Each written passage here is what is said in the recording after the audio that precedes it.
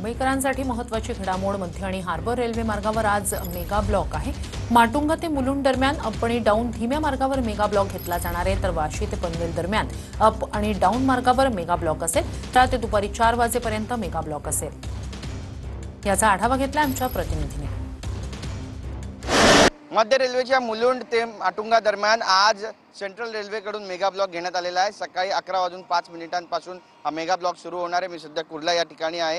या ठिकाणची दृश्य आपण पाहू शकता की सध्या डाऊन आणि अप या मार्गावरती मेगा ब्लॉक घेण्यात येणार आहे। सकाळी 11:05 ते दुपारी 3:55 हा ब्लॉक राहणार आहे। ट्रान्स हार्बर आणि हार्बर सेवा सुद्धा रद्द करण्यात आलेली आहे, कारण कामासाठी आणि तांत्रिक कारणांसाठी आज मध्य रेल्वेकडून मेगा ब्लॉक घेण्यात आलेला आहे। आणि मुंबईकरांनी घराबाहेर पडण्यापूर्वी रेल्वेचे वेळापत्रक जाणून घेणं तसेच सोयीनुसार घराबाहेर पडणं अत्यंत गरजेचं आहे।